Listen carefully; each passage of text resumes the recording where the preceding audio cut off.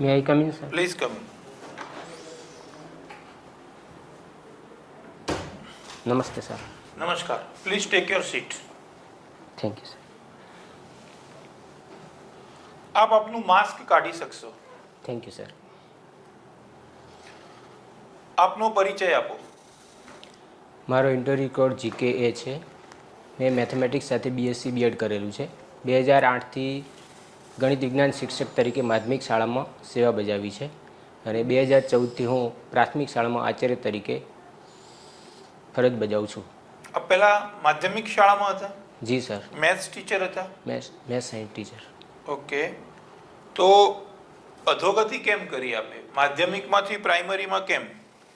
હા સર, હું જ્યારે માધ્યમિક શાળામાં હતો ત્યારે મને 5 વર્ષ શિક્ષકના થયેલા અને એ વખતે મુખ્ય શિક્ષકની જાહેરાત આવેલી ને મને ઈચ્છા હતી મુખ્ય શિક્ષક બનવાનો મને મોકો મળતો હતો, તે માટે મેં પસંદગી કરી.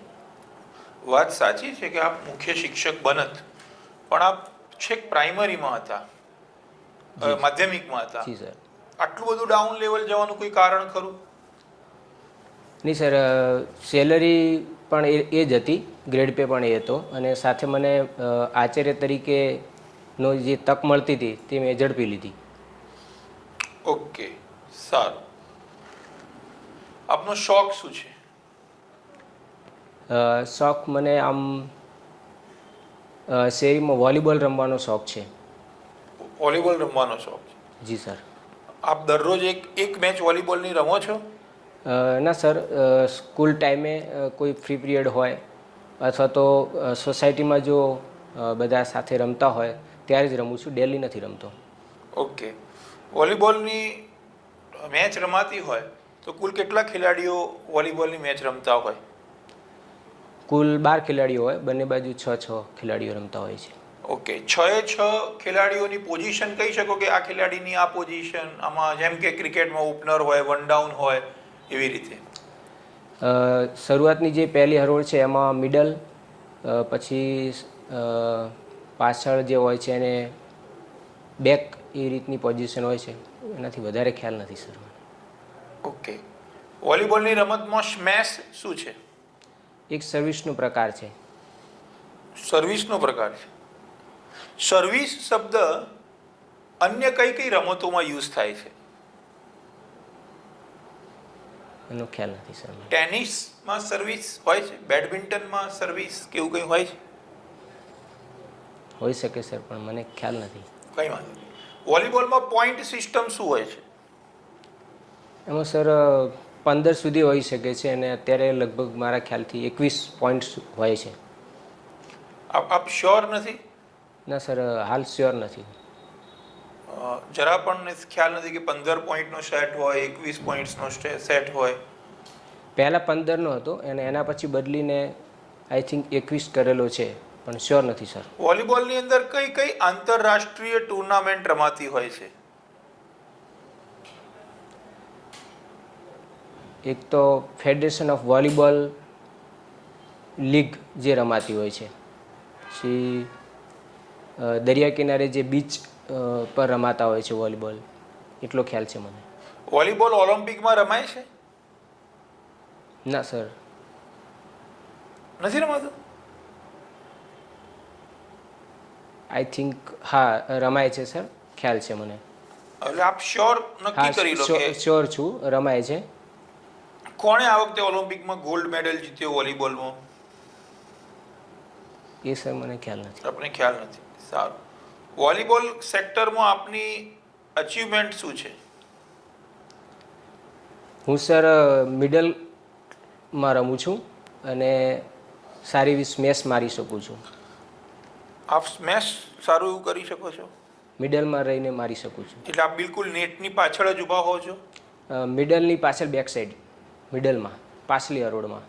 વોલીબોલની રમતમાં ઊંચાઈવાળા ખેલાડી સક્સેસફુલ રહે કે જેની ઊંચાઈ ઓછી છે એવા ખેલાડીઓ સક્સેસફુલ રહે? આમ તો સર ઊંચાઈ હોય એ વધારે સક્સેસ રહી શકે, પણ જો ટેકનિકથી રમવામાં આવે તો મિડલ સાઈડ ઊંચાઈવાળા પણ સારું એવું રમી શકે છે. ઓકે. વોલીબોલ શબ્દ ક્યાંથી આવ્યો છે? એ સર ખ્યાલ નથી. વોલીબોલ રમવાથી શું ફાયદા થાય? હા સર, તક ઝડપી લેવી, શારીરિક કૌશલ્યનો વિકાસ થવો અને સારી એવી કસરત મળે છે. ઓકે, પણ આપ તો એવું કહો છો કે હું રોજ વોલીબોલ રમતો નથી, તો પછી આપ કસરત કઈ રીતે કરો છો? એટલે કસરત મળી શકે. હું રોજ રમતો તો નથી જ, પણ એનાથી ફાયદો થાય છે. ફાયદો થાય છે.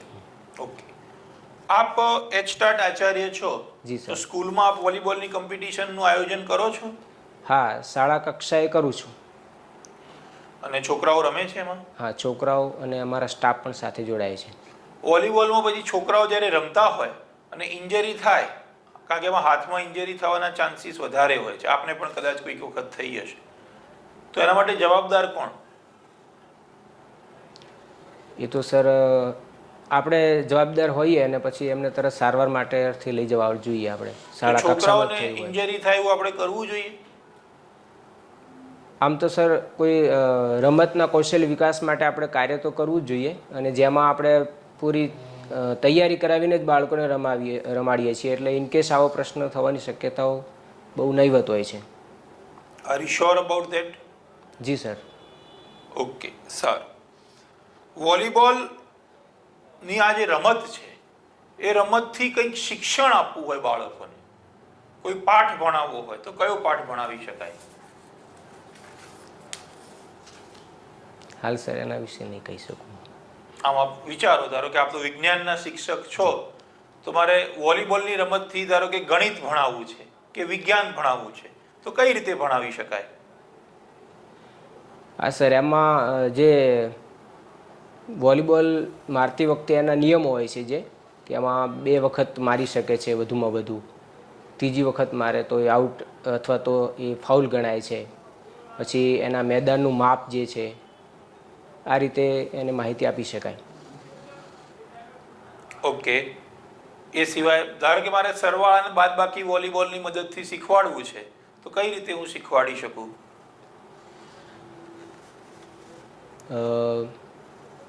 એના વિશે સર ચોક્કસ અત્યારે કહી નહીં શકું. કઈ વાંધો નહીં. આપે કોરોના કાળમાં વોલીબોલ રમ્યા હતા? ના સર. કેમ ન રમ્યા? એવી કોઈ ટીમ તૈયાર હતી નહીં અને ખેલાડીઓ રમવા માટે મળ્યા નહીં, એટલે હું ના રમી શક્યો. પણ રમ્યા હોત તો આપે રમવું ના જોઈએ, કારણ કે કોરોના કાળમાં શારીરિક મજબૂતાઈ વધારે જરૂરી હતી. આપને શું લાગે છે? આમ તો રમવું જોઈએ, પણ સમય જ એવો હતો કે કોઈ રમવા માટે તૈયાર હતું નહીં સર, એટલે ચાન્સ મળ્યો નહીં. અમે એક આચાર્યશ્રીને ઓળખીએ છીએ, એ એવું કહે છે કે કોરોના કાળની અંદર વોલીબોલ આમ તો રમવો જોઈએ. શું આ એમનું આ બેજવાબદારી ભર્યું સ્ટેટમેન્ટ ન કહી શકાય? સર, આ એક હું સામાન્ય વોલીબોલ રમતની વાત કરું છું, કે જેમાં માત્ર આપણે 10-12 ખેલાડીઓ હોઈ શકે. અહીંયા એક વ્યક્તિથી બીજા વ્યક્તિ વચ્ચે 6 ફૂટનું અંતર રાખીને ચાલવાનું, બેસવાની ને વ્યવહાર કરવાની વાત હતી.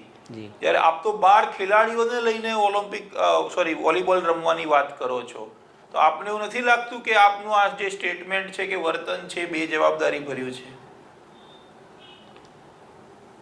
હા સર, એ ચોક્કસ કહી શકાય, પરંતુ હું એવી રીતે કે જે પૂરતા ખેલાડીઓની હું વાત નથી કરતો, પણ જે 5-6 ખેલાડીઓ હોય અને અંતર રાખીને રમવું હોય તો રમી શકે. પોસિબલ કે એક 8-10 ફૂટની એક સાઈડમાં 6 જણા અંતર રાખીને રમી શકે? એકના ભાગમાં 2 ફૂટ પણ ના આવે, અને જેમાં તો ભેગા થવું પડે, અથડામણ પણ થઈ શકે, કંઈ પણ થઈ શકે. જી sir. Stay home, stay safe, આ શું છે? ઘરે રહીને સલામત રહો. અને વોલીબોલ રમીને સલામત રહી શકાય? ના સર. ઓકે, આપની 2 વીકનેસીસ જણાવો. એક તો હું ઝડપથી જમી લઉં છું, અને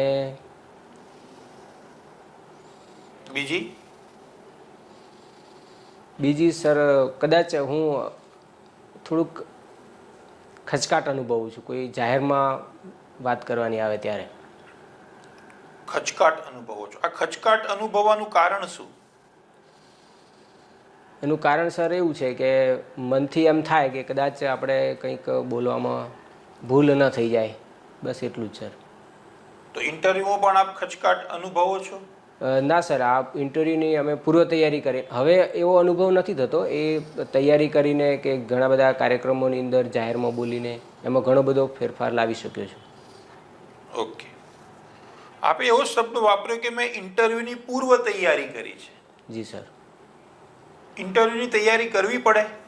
આમ તો સર એના માટે કંઈ વાંચન કે એવું કોઈ જરૂરી નથી, પણ કોઈ ના અનુભવો છે કે કોઈ ઓનલાઈન દ્વારા જે ઇન્ટરવ્યૂ ટ્રાન્સક્રિપ્ટ જે આવતી હોય છે એ બધા સાંભળીએ છીએ અને વાંચીએ છીએ સર. ઓકે, સારું. આપની બે સ્ટ્રેન્થ જણાવો. એ સ્ટ્રેન્થ એક છે કે હું જે કંઈ કામ હાથ ઉપર લઉં તે પૂર્ણ થાય પછી જ હું બીજું કામ હાથ ઉપર લઉં છું. છેલ્લે આપણે કયું કામ હાથ ઉપર લઈને પૂર્ણ કર્યું? છેલ્લે અમારી સ્કૂલની અંદર જે નવું એક બિલ્ડિંગનું બાંધકામ થઈ રહેલું હતું, તો એની લાસ્ટ જ્યારે અમને એપોઇન્ટમેન્ટ આપવાની હતી એ કામ છેલ્લે વેકેશન પડ્યું ત્યારે આપવાની હતી, તો એ પૂર્ણ થયું પછી જ હું સ્કૂલેથી ઘરે ગયેલો. વેકેશન પડ્યું એ સમયે. Okay, good. એવું કયું કામ છે કે જે આપણે હાથમાં લીધું પણ પૂર્ણ ન કર્યું હોય? સર, એવું કોઈ CRC દ્વારા જો કોઈ ડેટા માહિતી માગી હોય અને કોઈ કામ બીજું તાલુકા કક્ષાએ આવી ગયું હોય તો હું એ કામ અધૂરું મૂકીને પણ ગયેલો. આપની સ્કૂલમાં સ્ટાફ નથી હોતો? સ્ટાફ હોય છે, પણ હું એમને વહીવટી કામ બને ત્યાં સુધી આપતો જ નથી, જાતે કરી લઉં છું. આ એક સારા અધિકારીનું લક્ષણ છે? આમ તો સર કોઈ કામ આપણે સોંપવું હોય તો સોંપી શકાય, પરંતુ શિક્ષણ અને વહીવટ બે અલગ બાબતો છે, એટલે એ સંદર્ભે જો સમય અનુકૂળ ના હોય તો હું શિક્ષકને કામ આપતો નથી. ઓકે. રિસેસમાં પણ એ લોકો કામ ના કરી શકે? કરી શકે સર, રિસેસમાં આપી શકાય. રિસેસમાં આપી શકાય. જી. આપને એવું લાગે છે કે આપે એક MIS ની સિસ્ટમ ઊભી કરી હોત, મેનેજમેન્ટ ઇન્ફોર્મેશન સિસ્ટમ, તો કદાચ આ વસ્તુ ઇઝીલી થઈ શકત? હા સર, આવી કોઈ સિસ્ટમ ડેવલપ કરવામાં આવે તો ઘણું બધું કામ સરળતાથી થઈ શકે. તો આપે શા માટે ડેવલપ નથી કરી? એ સર કરવી જોઈએ, પણ અમે કરી નથી સર. કંઈ વાંધો નહીં. આપના જીવનનો ગોલ શું છે? મારા જીવનનો ગોલ એક અધિકારી બનવાનો છે સર. અધિકારી એટલે કેવા અધિકારી અને કયા અધિકારી? આમ હાલ તો મારો પ્રથમ ગોલ તો GES ક્લાસ 2 અધિકારી બનવાનો મારો મુખ્ય ગોલ છે. અને દ્વિતીય ગોલ કયો છે? બીજો એમાં ક્લાસ 1 બની શકાય, એ બીજો ગોલ છે. ગુજરાત શૈક્ષણિક સેવા વર્ગ જે છે એમાં ક્લાસ 1 ના ક્યાં ક્યાં પોસ્ટિંગ આવે? એમાં પ્રથમ જિલ્લા કક્ષાએ વાત કરીએ તો જિલ્લા પ્રાથમિક શિક્ષણ અધિકારી, રાજ્ય કક્ષાએ હજી જિલ્લા કક્ષાએ એક અધિકારી બાકી રહી ગયા. જિલ્લા શિક્ષણ અધિકારી. ઓકે. અને જિલ્લા પ્રાથમિક શિક્ષણ અધિકારી, અને રાજ્ય કક્ષાએ GCRT છે, રાજ્ય પાઠ્યપુસ્તક મંડળ છે. એમાં એક્ઝેક્ટ પોસ્ટિંગના નામ આપી શકો કે આ જ પોસ્ટિંગ કે ક્લાસ 1 નું પોસ્ટિંગ છે એમ? નાયબ સચિવ, નાયબ નિયામક શિક્ષણ, એ ક્લાસ 1 ની પોસ્ટ છે. ઓકે. GCRT માં ક્લાસ 1 ની પોસ્ટમાં કઈ પોસ્ટ હોય છે? એ નાયબ નિયામક રાજ્ય પાઠ્યપુસ્તક મંડળ, GCRT નાયબ નિયામક. નાયબ નિયામક હોય છે કે રીડરની પોસ્ટ છે? GCRT માં નાયબ નિયામકની પોસ્ટ હોય છે? શ્યોર નથી સર. અત્યારે GCRT ના નિયામક સાહેબ કોણ છે? GCRT ના નિયામક TS જોશી સાહેબ છે. અને રાજ્ય પરીક્ષા બોર્ડમાં અધ્યક્ષ કોણ છે? ડૉક્ટર પ્રફુલ્લ જલુ સાહેબ. જલુ સાહેબ છે એ પરીક્ષા બોર્ડના અધ્યક્ષ છે કે પરીક્ષા બોર્ડના સચિવ સર છે? હા, પરીક્ષા બોર્ડના સચિવ છે સર. SPD એટલે શું? State project director. એમનું એક્ઝેક્ટ રોલ શું હોય છે? જે સમગ્ર શિક્ષા કાર્યક્રમ ચાલી રહ્યો છે એનું સમગ્ર રાજ્ય લેવલે એનું અમલીકરણ કરાવવા માટે સ્ટેટ પ્રોજેક્ટ ડાયરેક્ટર હોય છે. SPD ની અંદર કયા કક્ષાના અધિકારી હોય છે? સ્ટેટ પ્રોજેક્ટ ડાયરેક્ટરમાં કયા કક્ષાના અધિકારી હોય છે? IAS કક્ષાના અધિકારી હોય છે સર. ઓકે. અને પ્રાથમિક શિક્ષણ નિયામકમાં કઈ કેડરના અધિકારી હોય છે? એમાં સર GES કક્ષાના જ અધિકારી હોય છે. હમણાં થોડા સમય પહેલા એક મુદ્દો ચર્ચામાં આવ્યો હતો કે ઇન્ડિયન એજ્યુકેશન સર્વિસ નો મુદ્દો સોશિયલ મીડિયા ઉપર થોડો વાયરલ થયો હતો. આપને એના વિશે આઈડિયા છે? હા સર, એના વિશે થોડું મેં સાંભળ્યું છે કે ટ્વિટર ઉપર IES વિશે થોડી ચર્ચા થયેલી. શું મુદ્દો હતો એ IES નો? જેમ IAS IPSની જે પોસ્ટ હોય છે એ જ રીતે ઇન્ડિયન એજ્યુકેશન સર્વિસ IESની પણ પોસ્ટ હોવી જોઈએ એવો કંઈક મુદ્દો હતો સર. આપના મતે શું હોવું જોઈએ? આમ તો સર જેમ કે આપણે સ્ટેટ પ્રોજેક્ટ ડાયરેક્ટરમાં જે IAS હોય છે એવી રીતે કોઈ શિક્ષણની જે સંસ્થાઓ હોય છે એમાં IES હોય તો બની શકે એવું હોવું જોઈએ મારા મતે. IES આવશે, ધારો કે આપણે IES ની સરકારે કેડર ઊભી કરી તો એનાથી શિક્ષણ ક્ષેત્રને કયા 3 ફાયદા થશે? IES અધિકારી એજ્યુકેશન માંથી જ ફેક્ટરમાંથી જ આવતો હશે એટલે એ શિક્ષણને લગતા જેમ કે ગુણવત્તાલક્ષી અને સાર્વત્રિકરણ શિક્ષણ, ડ્રોપ આઉટ રેશિયો છે જેવા વગેરે ફેરફારો લાવી શકાય. તો IAS અધિકારી શ્રી જે હોય છે એ ના લાવી શકે? એ પણ સર લાવી જ શકે. તો IES ની ખાસ માંગનું કોઈ કારણ? એ સર ખ્યાલ નથી, એવું ચર્ચામાં હતું. ચર્ચામાં હતું, પણ આપનું કોઈ વ્યક્તિગત ઓપિનિયન છે આ બાબતે? ના સર, એના વિશે મને નથી. સારું. આને કહેવાય સ્પેશિયલ સર્વિસીસ, જેમ કે ઇન્ડિયન ફોરેન સર્વિસ છે, ઇન્ડિયન ફોરેસ્ટ સર્વિસ છે, ઇન્ડિયન રેલવે સર્વિસ છે, ઇન્ડિયન પોસ્ટલ સર્વિસ છે. આવી બીજી કોઈ સર્વિસીસના નામ યાદ છે આપને? હા સર, આટલા યાદ છે આપ બોલે એ જ. અચ્છા, એ જ આપને યાદ છે. ઓકે, સારું. આપ મેથ્સ સાથે ગ્રેજ્યુએટ છો? જી સાહેબ. પાયથાગોરસનો જે સિદ્ધાંત છે એ કોણે આપ્યો? થેલ્સ આપ્યો હતો પાયથાગોરસનો સિદ્ધાંત. પાયથાગોરસનો સિદ્ધાંત થેલ્સે આપ્યો છે? તો પાયથાગોરસ કોણ હતો? એ થેલ્સનો શિષ્ય હતો. અચ્છા, અને સિદ્ધાંત થેલ્સનો? Are you sure about that? Sure નથી, પણ સર એવું કદાચ શ્યોર નથી સર એના વિશે હું. કઈ વાંધો નહીં. પાયથાગોરસનું સૂત્ર બોલો. કાટકોણ ત્રિકોણમાં કાટકોણ બનાવતી જે બે બાજુઓ છે એમના વર્ગનો સરવાળો એ કાટકોણ ત્રિકોણના કર્ણના વર્ગ જેટલો હોય છે. સૂત્રના સ્વરૂપમાં કેવું હોય તો? માની લો કે ત્રિકોણ ABCમાં ખૂણો B કાટકોણો હોય તો ABનો વર્ગ વત્તા BCનો વર્ગ બરાબર ACનો વર્ગ થાય. કોઈ વ્યક્તિને કે વિદ્યાર્થીને પાયથાગોરસનો સિદ્ધાંત આવડતો હોય તો એ એનાથી કઈ કઈ સંકલ્પનાઓ સિદ્ધ થઈ શકે, અથવા તો કઈ કઈ ક્ષમતાઓ સિદ્ધ કરી શકે? પાયથાગોરસના પ્રમેયના આધારે એક તો ક્ષેત્રફળ શોધવામાં સરળતા રહે છે. જેમ કે વ્યવહારની અંદર કોઈ ખેતરનું ક્ષેત્રફળ શોધવું હોય તો પાયથાગોરસના પ્રમેયના આધારે શોધી શકાય. એક લંબચોરસ ખેતર હોય, આપણે માની લઈએ, એનું ક્ષેત્રફળ પાયથાગોરસના સિદ્ધાંતના આધારે કઈ રીતે શોધી શકાય? લંબચોરસ હોય તો એનું એક લંબચોરસનું એક વિકર્ણ દોરી અને એને બે કાટખૂણામાં રૂપાંતરિત કરી અને બંને કાટકોણ ત્રિકોણના ક્ષેત્રફળોનો સરવાળો દ્વારા એ લંબચોરસનું ક્ષેત્રફળ શોધી શકાય. ઓકે. અને ગોળ ખેતર હોય તો? ગોળ ખેતર હોય તો એમાં એકાદ કાટકોણ ત્રિકોણ દોરી અને બાકીના જે લઘુ વૃત્તખંડો બને એ બંનેનો સરવાળો કરીને પછી એનું ક્ષેત્રફળ શોધવું પડે. આપણે વર્તુળની અંદર કાટકોણ ત્રિકોણ કઈ રીતે બને? Is it practically possible? એક સાઈડ તો રાઉન્ડ જ આવવાની.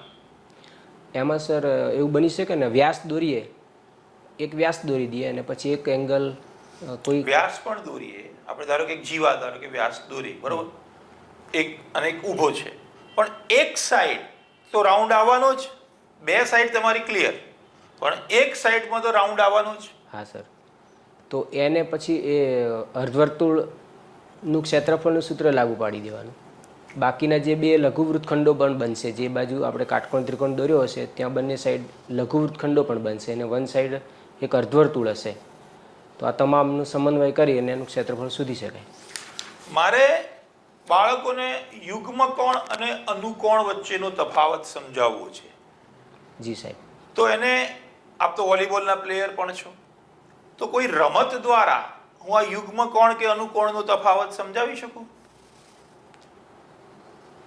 હા સર, જે વોલીબોલનું જે મેદાન છે એ એક પ્રકારનું લંબચોરસ હોય છે અને એમાં જે બંને પેરેલલ રેખાઓ હોય છે અને વચ્ચે જે લાઈન છે જેને આપણે છેદિકા કહીશું, તો એના આધારે જે એક પ્રકારનો ઝેડ એંગલ બને, ઝેડ આકાર થશે, તે બંને આપણે એને યુગ્મકોણોના સ્વરૂપમાં બાળકને સમજાવી શકાય. અને અનુકોણ? અને અનુકોણ કે જે એફ અથવા સીધો અને ઊંધો એફ, આમ મેદાન દ્વારા આપણે એફના જે એંગલ બને છે એના આધારે અનુકોણોની સમજ આપી શકાય. ઓકે, સારું. ભારતના મહાન 3 ગણિત શાસ્ત્રીઓના નામ આપી શકો? એક તો સર આર્યભટ્ટ છે, શ્રીનિવાસ રામાનુજન અને ભાસ્કરાચાર્ય. ભાસ્કરાચાર્યજીનું શું પ્રદાન છે? સર એના વિશે થોડું એક્ઝેક્ટ મને ખ્યાલ નથી. શકુંતલા દેવી, આપે નામ સાંભળ્યું છે? જી સાહેબ. એમનું ગણિતમાં શું પ્રદાન છે? એમને એક ગ્રંથ રચ્યો હતો, એ મને ખ્યાલ છે, ગણિતનો જ ગ્રંથ હતો, અને એનું નામ મને યાદ નથી અત્યારે. ઓકે, સારું. ભારતે ગણિતમાં શૂન્ય સિવાયની બીજી કઈ ભેટ આપી છે? શૂન્ય સિવાય એક પાઈ જે સંકલ્પના હોય છે, એ પાઈની પણ આર્યભટ્ટે જ શોધ કરેલી. દશાંશ પદ્ધતિ એ શું ભારતની દેન છે? હા સર. પાઈમાં તો એવું કહેવાય છે કે ભલે આર્યભટ્ટે શોધ કરી પણ એ ક્રેડિટ તો કોઈક બીજા વ્યક્તિને મળી છે. હા સર. એમનું નામ ખબર છે? ના સર, ખ્યાલ નથી. પાઈમાં 3.14 આવે છે, 22/7. જી સાહેબ. 3.14 એટલે 3.14. 4 પછીના 3 આંકડા કહી શકો?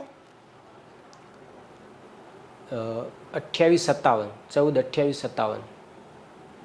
એટલે 3.142857. શ્યોર? આઈ થિંક શ્યોર જ છું, અથવા તો 5728 હશે, પણ આપ બે જવાબ કરતા એક ફાઇનલ જવાબ આપો. ફાઇનલ છે 142857. 142857. ઓકે, સારું. મેથ્સ થી જીવન ઘડતર કઈ રીતે થાય? હા સર, મેથ્સની અંદર જે તાર્કિક શક્તિ છે એનો બહુ સારો એવો વિકાસ થાય છે અને એ માણસના જીવન ઘડતરની અંદર તાર્કિક શક્તિ વિકસે છે, જે એને જીવનમાં ઘણું બધું ઉપયોગી થઈ શકે. આપ એક જિલ્લામાં એજ્યુકેશન ઇન્સ્પેક્ટર છો અને આપ એક સ્કૂલની મુલાકાતે ગયા છો. આપ સ્કૂલનું ઓબ્ઝર્વેશન કરી રહ્યા છો, આપની સાથે સ્કૂલના આચાર્યશ્રી પણ જોડાયા છે.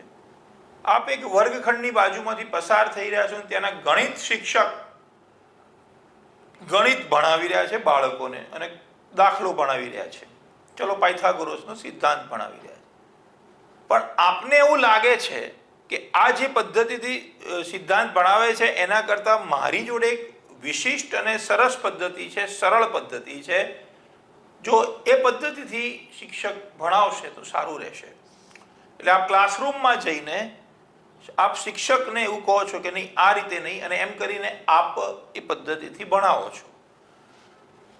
ત્યારે એ શિક્ષકની મનોસ્થિતિનું વર્ણન આપ કરી શકશો કે એક્ઝેક્ટલી શિક્ષક શું વિચારશે? એમાં સર શિક્ષકને એવું થઈ શકે કે કદાચ હું જે ભણાવતો હતો એના કરતાં આ સર જે આપણને પદ્ધતિ શીખવાડી એ સારી છે, અથવા એવું પણ હોઈ શકે કે ખરેખર હું જે ભણાવતો હતો એ સારું નહોતું, તો આવી ખોટી છાપ સર પર પડશે એવી એનામાં મનના વિચારો ચાલતા હોઈ શકે. શિક્ષક આ ઘટનાને પોઝિટિવ લેશે કે નેગેટિવ રીતે લેશે? આમ તો પોઝિટિવ જ લેશે, કારણ કે આવું કરશો ખરા ફ્યુચરમાં?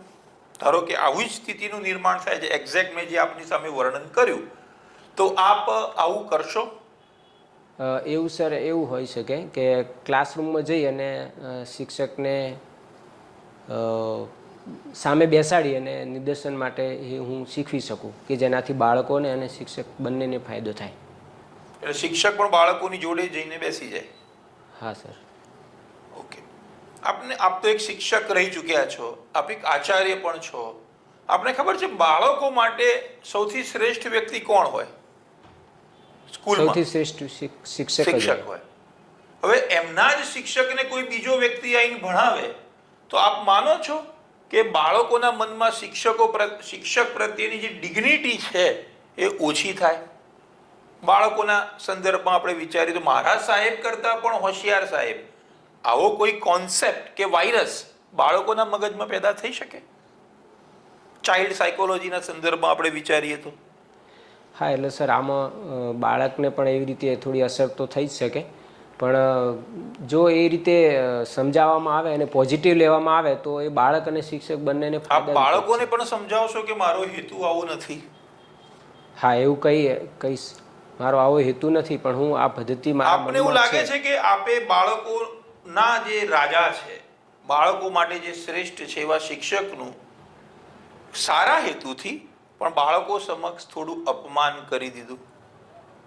હેતુ આપનો સારો પણ થોડું અપમાન થઈ ગયું આવું આપને લાગે છે? એના કરતાં એવું થઈ શકત કે આપ એમને આચાર્ય સાહેબની ચેમ્બરમાં બોલાવીને પદ્ધતિ સમજાવત અને શિક્ષકને જ કહેત કે હવે આ પદ્ધતિ આપ ત્યાં ક્લાસમાં જઈને ભણાવો, તો તમને એવું નથી લાગતું કે આ આઈડિયા વધારે સારો રહે? હા સર, એ આઈડિયા બહુ વધારે સારો રહે એના કરતાં. તો જેને ચેમ્બરમાં જઈને આપણે શીખવું જોઈએ. ઓકે, સારું. મેથ્સ જે છે એમના ભણેલા જે વિદ્યાર્થીઓ છે એમની જીવનની અંદર એવા ખાસ ગુણ પેદા થાય છે કે જે બીજા વિષયના અભ્યાસમાં ભણેલા વિદ્યાર્થીઓમાં કે વ્યક્તિઓમાં નથી હોતા. એવું આપ કહી શકશો? એક્ઝેક્ટલી કયા? ખાલી શબ્દમાં એ ગુણના નામ આપી શકો? એક તો સર મેં હમણાં વાત કરી એ પ્રમાણે એ તર્ક શક્તિ. તર્ક શક્તિ, ઓકે.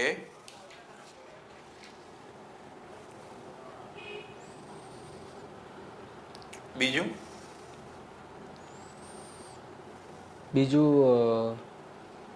એનામાં સ્કિલ ડેવલપ, કૌશલ્યનો વિકાસ થતો હોય છે.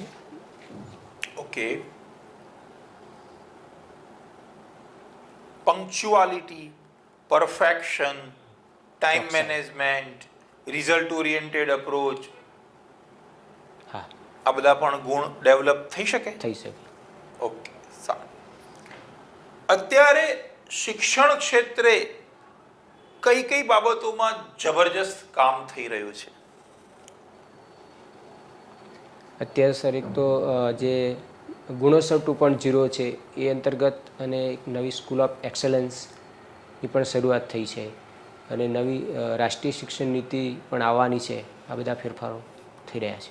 જ્યારે આપણે નવી રાષ્ટ્રીય શિક્ષણ નીતિ લઈને આવી રહ્યા છીએ અને એકચ્યુઅલી ગયા છીએ, એમને પણ હવે સમય થયો, તો રાઇટ ટુ એજ્યુકેશનમાં નવી શિક્ષણ નીતિના કારણે આ કાયદામાં આપ કોઈ ફેરફાર કરવા માંગો છો? રાષ્ટ્રીય શિક્ષણ નીતિમાં જે 3 વર્ષના બાળકથી કરીને જે શિક્ષણ આપવાની વાત છે, એ રીતે રાઇટ ટુ એજ્યુકેશનમાં જે 6 થી 14 વર્ષના બાળકની જ ફરજિયાત શિક્ષણની વાત કરવામાં આવી છે, તો એ સુધારો કરવો હોય તો એમાં થઈ શકે સર. ઓકે, એટલે જે ન્યૂ એજ્યુકેશન પોલિસીમાં જે બાબતો છે એમાં 3 વર્ષથી જે શિક્ષણ આપવાનો કોન્સેપ્ટ છે એને મફત અને ફરજિયાત કરવો જોઈએ એવું આપનું કહેવું છે?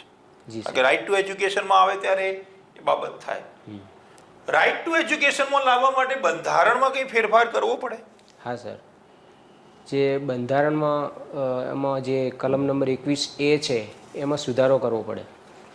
ઓકે, બંધારણમાં સુધારો કરવા માટે કઈ પ્રોસિજર અપનાવવાની હોય છે? સર, સંસદના બંને ગૃહોમાંથી એ પસાર થઈને રાષ્ટ્રપતિની સહીથી કાયદો બનવો જોઈએ. બંધારણમાં સુધારો કરવા માટે બંને ગૃહોમાં કેટલી મેજોરિટી જોઈએ? આઈ થિંક 2/3 બહુમતી હોવી જોઈએ. 2/3 શ્યોર અબાઉટ ધેટ? શ્યોર નથી સર, મને આટલો ખ્યાલ છે. 2/3 અને 3/4 અને પર્સન્ટેજમાં બોલવું હોય તો કઈ રીતે બોલી શકાય? 2/3 એટલે કેટલા ટકા? એટલે 75% થાય. શ્યોર? 75%? અરે સોરી સર, 67% થાય સર. હા, એટલે 66.66. 66.66. ઓકે. અને 3/4 એટલે? 3/4 એટલે 75%. શ્યોર? ઓકે, સારું. બંધારણની અંદર શિક્ષણ શબ્દ કઈ કઈ અનુચ્છેદમાં વપરાય છે? બંધારણમાં આમ તો જે રાજનીતિના માર્ગદર્શક સિદ્ધાંતો છે એમાં કલમ નંબર 45, પછી મૂળભૂત અધિકારોમાં કલમ 21A. બરોબર છે, બરોબર છે. નેક્સ્ટ કઈ? હજી એક રહી જાય છે અગત્યની બાબત. 51 મૂળભૂત ફરજોમાં 51 ક. 51 કમાં કઈ ફરજ, કયા નંબરની ફરજ? છેલ્લે 11 નંબરની ફરજ છે. વેરી ગુડ, બહુ સરસ. 11. આ સિવાય કઈ શિક્ષણ છે? આ સિવાય પણ છે, પણ મને હાલ ખ્યાલ. કોરોના કાળની અંદર શિક્ષકે કોરોના વોરિયર તરીકે કામ કર્યું. શું આપ આ વિધાન સાથે સહમત છો? વોરિયર આમ તો જ્યારે શિક્ષકોને કોરોના કાળની અંદર કામગીરી સોંપવામાં આવી હતી, જે હોમ ક્વોરન્ટાઇનને લગતી હતી, તો એવું કહી શકાય કે જે વોરિયર તરીકે કામગીરી કરી છે. કોરોના કાળમાં શિક્ષકોએ કરેલી કામગીરી આમ વર્ણન કરવું હોય કે જેમ કે શેરી શિક્ષણ, આવા 5-7 મુદ્દા ખાલી કહી શકો કે કોરોના કાળમાં શિક્ષકે આ કામ કર્યું? હા, એક તો શેરી શિક્ષણ છે. કોરોના કાળમાં બહારથી આવેલા લોકોને હોમ ક્વોરન્ટાઇન કર્યા. ગામની અંદર કોરોના સમયમાં જે જાગૃતિ લાવવા માટેના જનજાગૃતિ કાર્યક્રમો, અભિયાનો.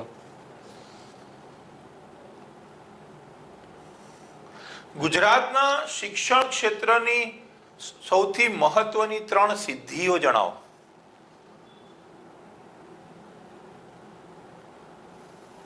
ગુજરાત શિક્ષણની? જી.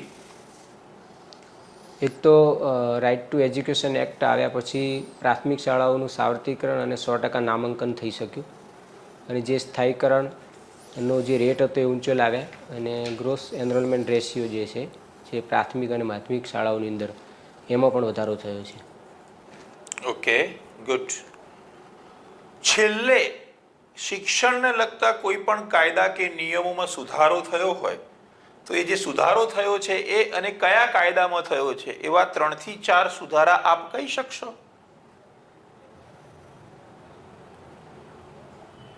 હાલ સર મને યાદ આવતા નથી. થયા છે. કોઈ ઇશ્યુ નથી. ગુજરાત એજ્યુકેશન સર્વિસ વર્ગ 2 ના અધિકારી તરીકે અલગ અલગ જગ્યાએ પોસ્ટિંગ મળશે, અલગ અલગ પોસ્ટ છે, આપને ખબર જ હશે. એમાં આપણે ચાન્સ મળે તો આપ કઈ પોસ્ટ પસંદ કરવાનું ઈચ્છો? એમાં તો સર જે મેરિટના ધોરણે જે પોસ્ટ આપવામાં આવશે. મેરિટનો ઇશ્યુ નથી, આપ સિલેક્ટ થઈ ગયા પછી પોસ્ટિંગ આપવાની બાબત છે. જેમ કે માધ્યમિક શિક્ષણ બોર્ડની અંદર, જિલ્લા શિક્ષણ અધિકારી શ્રીની કચેરીની અંદર, પાઠશાળાઓમાં, સંસ્કૃત પાઠશાળાઓના સંદર્ભમાં પણ કોઈ પોસ્ટિંગ છે, તો આપને ક્યાં નોકરી કરવી વધારે ગમે, જેમાં આપ આપની શક્તિઓનું મહત્તમ યુટિલાઇઝ કરી શકો?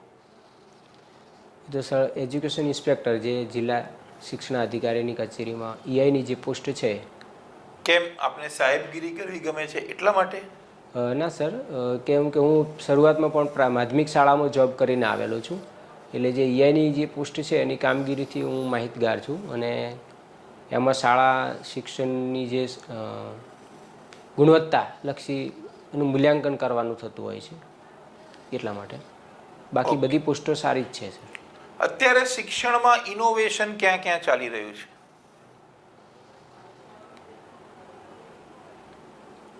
અત્યારે પ્રાથમિક શાળાઓની અંદર અને માધ્યમિક શાળાઓમાં પણ ઇનોવેશન થઈ રહ્યા છે. ઓકે, સારું. ભારતની સ્થિતિનો અત્યારે વિચાર કરીએ તો વિદેશ નીતિની અંદર અત્યારે ભારતનું મહત્વ વધી રહ્યું છે કે ઘટી રહ્યું છે? વિદેશોની અંદર વધી રહ્યું છે. 3 સાબિતી આપો. એક તો જે યુએન જે છે એમાં પણ આપણે હમણાં 1 મહિના સુધી જે યુનાઇટેડ નેશનલ સિક્યુરિટી કાઉન્સિલમાં અધ્યક્ષ બનવાની લાભ મળ્યો. આ સિવાય પણ જે આપણા વિદેશ પ્રવાસો છે એ, અને ક્વાડ કરીને એક સંગઠન ચાલે છે એમાં પણ આપણે ભાગીદાર છીએ, એના આધારે કહી શકાય. શું આપને લાગે છે કે કોરોનાની ત્રીજી લહેર આવશે? સર, એ તો કહી ના શકાય. આપનો અંદાજ શું કહે છે? અંદાજ તો સર હાલ જે વેક્સિનેશન થયું છે એ મુજબ તો લગભગ ના આવી શકે. આપે બંને ડોઝ લીધા? જી સાહેબ. કઈ રસી લીધી આપે? કોવિશિલ્ડ. અને બીજી કઈ રસી ફેમસ છે? બીજી કોવેક્સિન. કોવેક્સિન અને કોવિશિલ્ડ, આ બે રસી વચ્ચે શું તફાવત? કોવેક્સિન જે છે એ ભારત બાયોટેક દ્વારા બનાવવામાં આવેલી છે, અને જે શરૂઆતમાં એને 28 દિવસ પછી બીજો ડોઝ આપવાની વાત હતી. અને કોવિશિલ્ડ છે એનું જે મેન્યુફેક્ચર ભારતમાં જ થાય છે, પણ આમ એ વિદેશમાંથી બનાવેલી રસી છે, અને એનો 45 દિવસ બીજો ડોઝ લેવાનો હોય છે. એટલો ડિફરન્ટ મને ખ્યાલ છે. ઓકે. આપે કઈ રસી લીધી? કોવેક્સિન? કોવિશિલ્ડ. કોવિશિલ્ડ લીધી. આપને એવું નથી લાગતું કે આપે કોવેક્સિન લેવી જોઈતી હતી? એટલે સર એ વખતે એવો કંઈ ખ્યાલ હતો નહીં, અને જે રસી આપવામાં આવી કોવિશિલ્ડ એ અમે લઈ લીધી. આપને એનું દુઃખ છે? ના સર. ઓકે, સારું. આપના સ્કૂલના બાળકોને રસી અપાઈ ગઈ? ના સર. કેમ? સ્કૂલના બાળકો માટેનો હજુ વેક્સિનેશન કાર્યક્રમ હજી શરૂ નથી થયો.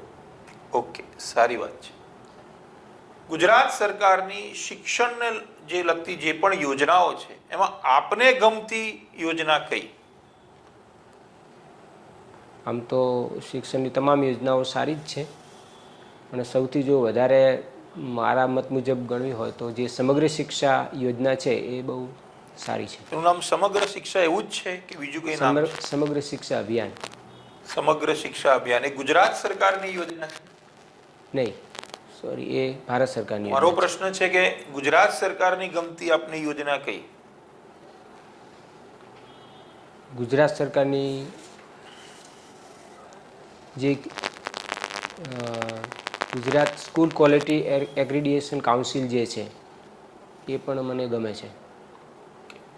સારું, તો આપનો ઇન્ટરવ્યુ પૂરો થાય છે, આપ જઈ શકો છો. Thank you sir.